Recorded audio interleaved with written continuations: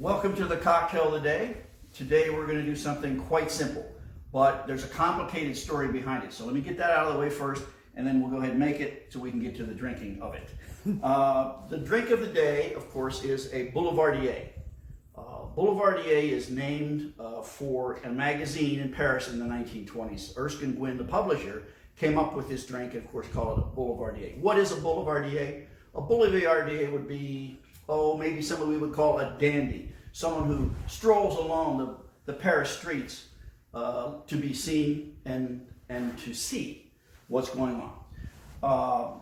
But the drink has a history that goes way back in the 1860s. In Italy, there was a drink called a mito for Milano, Torino. The drink Campari originates in Milano, vermouth, sweet vermouth, in Torino. They mixed the two together in equal parts. It became the mito. The guy who invented it noticed that he wasn't selling a lot to American tourists, so he added soda water to the combination and called it an Americano. Quite famous, and it lasted for many, many years. In 1919, a guy named Camillo, which is my grandfather's name, Camillo Negroni, goes into a bar and says, I don't want one of those Americanos. I don't know if it was some sort of anti-American thing, or he wanted something with a little more kick. He says, replace that soda water with something else. The bartender put gin in instead of the soda water, and the Negroni was born.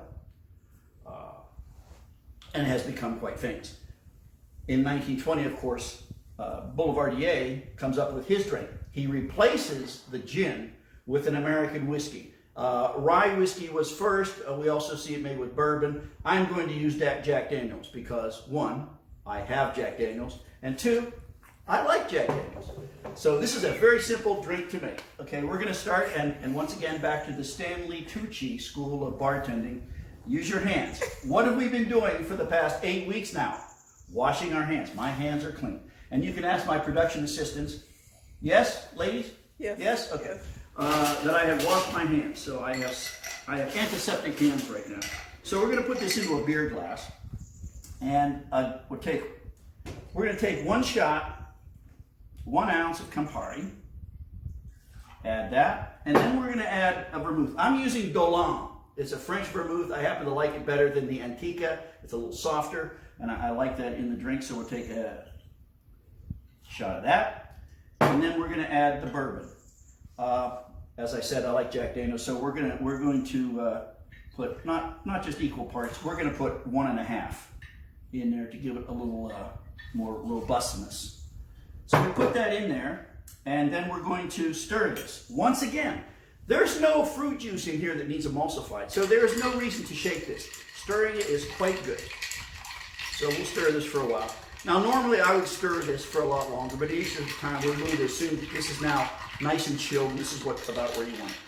Then we're going to take a drink glass, a sort of an old-fashioned, but I found these at a liquor store, and I liked it. So I'm going to serve it over ice. Now, there is controversy over how the proper way to serve both the Negroni and the Boulevardier. Purists will tell you that it needs to be served over ice. Others will tell you that you should strain it and serve it in a coupe. If you don't know what a coupe is, that's one of these. I know they look like little sissy glasses, but they're pretty good. And I'm just going to have it in this manly cocktail glass. So we're going to strain it. And I don't know why we're straining it. You could just probably drink it right out of this glass, but Italians have to. You ever go to an Italian restaurant? Do they ever serve the food on the plate that comes to the table? No, they got to change it 3 times. It just pads the bill. Okay, so there we are. This is the Boulevardier, and it needs to be garnished with a twist of orange peel right there, down in there. Clean hands. And here we are, the Boulevardier. A votre santé.